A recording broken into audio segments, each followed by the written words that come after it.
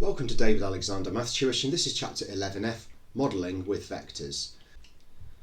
So we have vector quantities and we have scalar quantities. What we need to remember is that a vector quantity must have direction. So velocity is a vector quantity because it's not just speed, it's speed in a given direction. So speed is the scalar quantity, velocity is the vector quantity. Displacement is a vector quantity because again it has direction. Distance, we don't really care about what direction we're moving in, but displacement we do. And another vector quantity is force. And another thing that we need to remember is that speed is the magnitude of the velocity vector, and distance is the magnitude of the displacement vector. And we'll see a few examples of that in a second. Find the speed of a particle moving with these velocities. So we need to remember that speed is the magnitude of the velocity vector. So what we are doing is we are going 6i plus 7j. So we want the magnitude of that. In other words, what is the distance from here to here? Okay, so it's going to be the square root of 6 squared plus 7 squared. And the square root of 6 squared plus 7 squared. Oh, we're going to need my calculator for that, of course. 6 squared plus 7 squared. That is the square root of 85. Okay, so if this is the velocity, this is the speed, and maybe you want to turn it into something like a decimal rather than just root 85, that is 9.22 to 2 decimal places. Similarly, if the velocity is negative 3i negative 7j, then the speed is going to be minus 3 squared plus minus 7 squared. And of course, minus 3 and minus 7 squared is the same as 3 squared plus 7 squared. So you could be lazy and just do 3 squared plus 7 squared. And that is the square root of 58. And as a decimal, that is 7.62. And again, that is meters per second for both of them. So just remember that the speed is the magnitude of the velocity vector, so we're just applying Pythagoras here. A particle P is accelerating at a constant speed when t is 0, so when it says when t is 0, that means at the start we have this velocity and 5 seconds later we have this velocity, and we want to find the acceleration of P. Well, we've been given the formula from mechanics. Hopefully this is a formula that you'll know off the top of your head. So it's going to be minus 16i plus 3j, take away u, which is 3i plus 7j, and that's divided by the time, which is 5.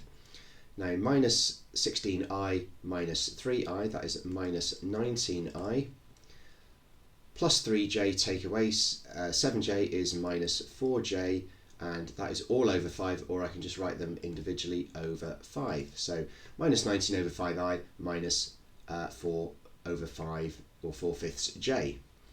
Okay, so the magnitude of the acceleration, so this is the vector for the acceleration, is minus 19 over 5i minus 4 over 5j. So the magnitude of this is, again, we're just using Pythagoras, so it's minus 19 over 5 squared plus minus 4/5 squared, and then all of that square rooted. Maybe I'm just running out of space as well, I'm being a bit lazy here. So it's the square root of minus 19 over 5 squared plus the square root of minus 4/5 squared. And again, when you're typing it into your calculator, you can ignore the negative symbols because you know a negative times a negative is the same as a positive times a positive, and that should all come out to that is root 377 over 5, or 3.882 decimal places, and that is meters per second squared.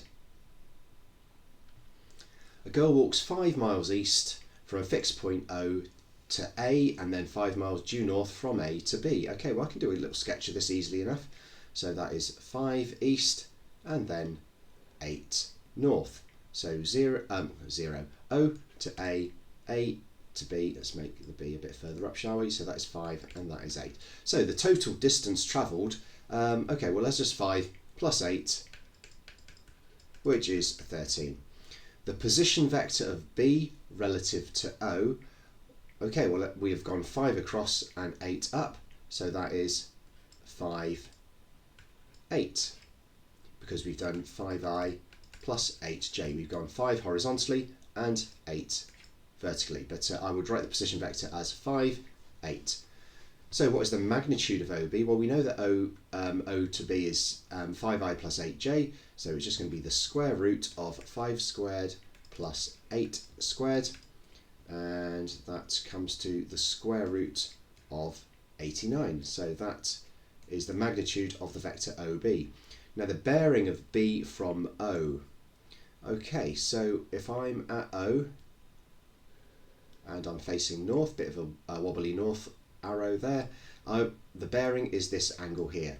Now I'm going to use trigonometry, or I'm going to use tan to work out this angle here. So the tan of theta is opposite over adjacent, 8 over 5, 8 divided by 5, inverse tan that, I'm getting 57.99. So therefore this angle here, which is the bearing, is going to be 90 minus that, and that is 32.00, let's just call that 32 degrees. Okay, so with these questions, just be careful that you don't accidentally write down that 57.99 is the bearing. That is just this angle here, but the bearing is the angle measured from north, and here we're interested in this angle here, not that angle there. So that's why we need to do the 90 minus the 57.99 to get the 32 there. Okay, so here's one final example. So runner A has a position vector of this, and runner B has a position vector of that, relative to a fixed origin O. Find the distance of runner A from runner B. Okay, so in terms of i's, that is a difference of 22i, and in terms of j's, that is 14j. So therefore the distance is the magnitude of this vector, so that's going to be the square root of 22 squared plus 14 squared, and that is 2 root 170, or 26.08 kilometres.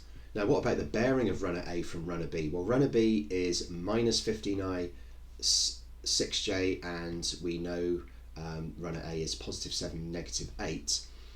So to go from minus 15 to positive 7, that is a horizontal distance of 22.